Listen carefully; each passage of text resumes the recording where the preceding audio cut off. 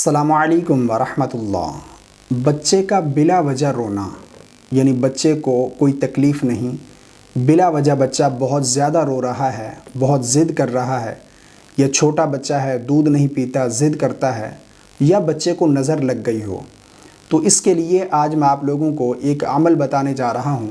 اگر آپ یہ عمل کرتے ہیں تو انشاءاللہ عز و جل اس سے بچے کا بلا وجہ رونا، ضد کرنا، دودھ نہ پینا یہ سب ختم ہو جائے گا، اور اس سے بچے کی نظر بھی اتر جائے گی۔ بہت ہی مجرب عمل ہے اور میں یہ خود دم کرتا ہوں۔ اگر بچہ رو رہا ہو، ضد کر رہا ہو، دودھ نہ پیتا ہو، بچے کو نظر لگ گئی ہو، تو یہ دم کرتا ہوں، اس سے بچہ بالکل ٹھیک ہو جاتا ہے اور بچے کا ضد کرنا، رونا یہ سب ختم ہو جاتا ہے۔ آپ بھی یہ عمل کر سکتے ہیں، بہت ہی آسان ہے اور قرآنی عمل ہے، آپ ضرور کریں۔ پہلی بات تو یہ ہے کہ آپ کو پریشان نہیں ہونا۔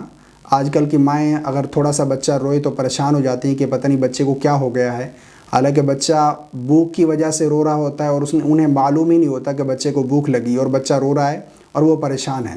تو بچے کا کام ہے رونا، اگر بہت زیادہ روئے تو اس سے آپ کو پریشان ہونے کی ضرورت ہے۔ آپ ڈاکٹر کے پاس جائیں، چیک اپ کرائیں کہ کیا مسئلہ ہے، کیوں بچہ اتنا رو رہا ہے، یا بچے کی رونے کی وجہ کیا ہے، بچے کو نظر لگ گئی ہے، کوئی تکلیف ہے۔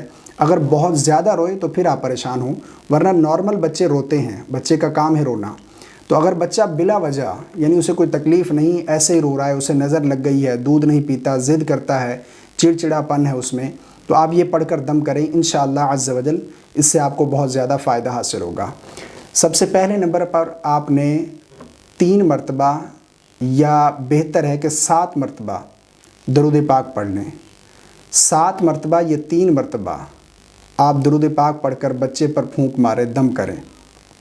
اس کے بعد پھر آپ نے 7 مرتبہ سورہ فلق، قل اعوذ برب الفلق، یہ والی صورت 7 مرتبہ پڑھ کر یہ بھی بچے پر دم کرنی ہے، یعنی پھونک مار دیں 7 مرتبہ پڑھنے کے بعد۔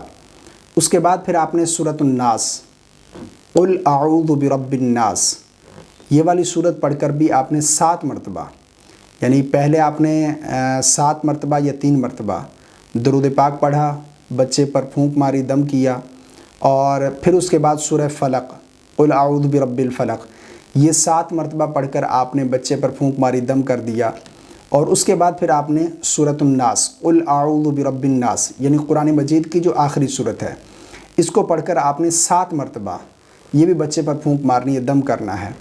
اور اس کے بعد پھر آپ نے 7 مرتبہ آیات الکرسی پڑھنی ہے۔ آیات الکرسی بھی ہر کسی کو یاد ہے، آیات الکرسی 7 مرتبہ پڑھ کر یہ بھی بچے پر دم کر دینی ہے۔ اس کے بعد پھر آخر میں آپ نے 3 مرتبہ یا 7 مرتبہ درود پاک پڑھ کر بچے پر دم کرنا، اور بچے کے سینے پر پھونک ماریں، ٹھیک ہے، بچے کے سینے پر اور چہرے پر پھونک ماریں۔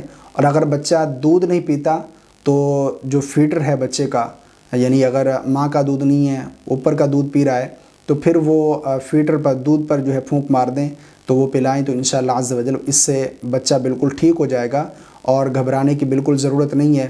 بہت سارے لوگ پھر باباؤں کے پاس چلے جاتے ہیں جو پکھنڈی بابا ہیں، اور پتہ نہیں وہ کیا کچھ کرتے رہتے ہیں، پھر اس سے بہت زیادہ نقصانات ہوتے ہیں کہ بچے پر سایہ ہو گیا، بچے کو فلاں نے تعویذ کر دیے، فلاں نے فوک کر دیا، جادو ہو گیا۔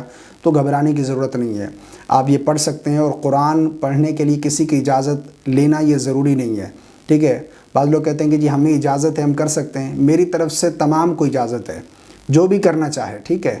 قرآن مجید کی صورتیں ہیں، قرآن مجید ہے، آپ اسے تلاوت کریں، اور مومنوں کے لیے یہ شفا ہے، آپ پڑھیں تو انشاءاللہ عز و جل اس سے بچے کا بلا وجہ رونا، ضد کرنا اور چڑچڑاپن یہ سب ختم ہو جائے گا۔